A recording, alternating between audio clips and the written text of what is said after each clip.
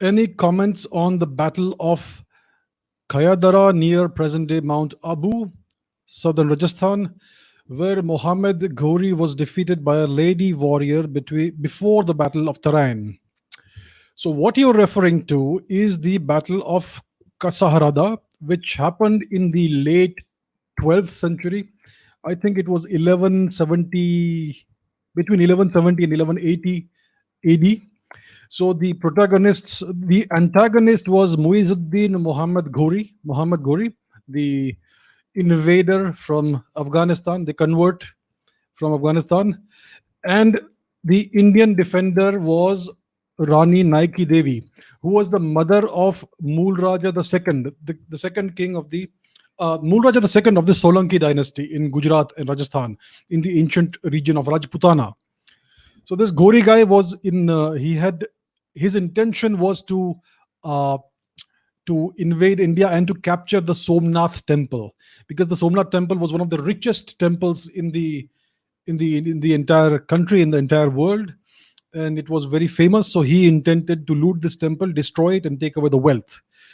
So at this time, you had the Solanki or Chalukya dynasty, the northern Chalukya dynasty, which is actually the Solanki dynasty, and their king Mulraja II was a child at the time. So his mother was in charge of the governance and defense of the kingdom. So her name was Naiki Devi, and she had to go and face this invader, this evil terrorist, so to say, Muhammad Ghori. And there was this battle between present day Gujarat and Rajasthan, near, like you say, Mount Abu. And the Rajputs, the Indians, they inflicted a disastrous defeat on the army of Muhammad Ghori. And he managed to go back safely all the way to Afghanistan. So, yes, this was a great victory for India. This was a great victory for the Rajput kingdom. But they let him get away. So yes, this was Rani Naiki Devi did a great thing. She was a great warrior queen. It is a great achievement for her. It goes on to show that Indians have always treated women with the utmost respect. They have elevated women to the highest of positions in society, and women were warriors when it was needed to be. She was at the head of her army. She was the commander in chief of her army in battle, not just in an armchair, right? So she was an actual warrior queen, and she not only went to war, but she defeated this monster, Mohammed Ghori. My issue is that she allowed him to get away with it. She allowed him to escape with his life, and you would see this again in 1191 when Prithviraj Chauhan again defeated Mohammed Ghori, but allowed him to get away with his life and escape, and he was able to return and then do what he did in India, right? So this was the beginning of the dark ages of India, the successful invasion of Muhammad Ghori in the Battle of Tarain, in which he defeated, in the second Battle of Tarain, in which he was able to defeat Prithviraj Chauhan. So he was allowed to get away by Rani Naiki Devi.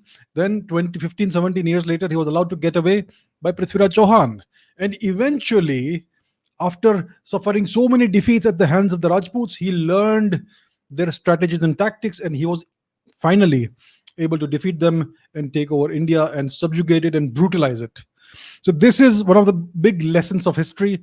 We Indians enjoy this. Yes, our queen defeated the guy. Our king Prithviraj defeated the guy.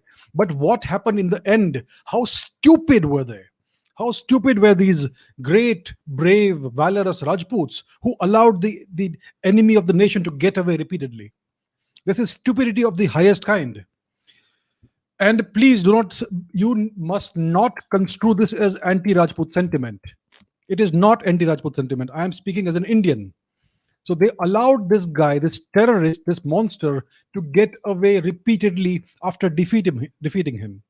And that's why he was finally able to subjugate India. And that's how India fell into the dark ages from which it has not yet emerged. So, yes, Maharani Naiki Devi did defeat the monster Muhammad Ghori, and yet it was a pointless defeat. He did come back, he did destroy Somnath, he did subjugate India, and he did plunge India into darkness, which is still continuing, FYI.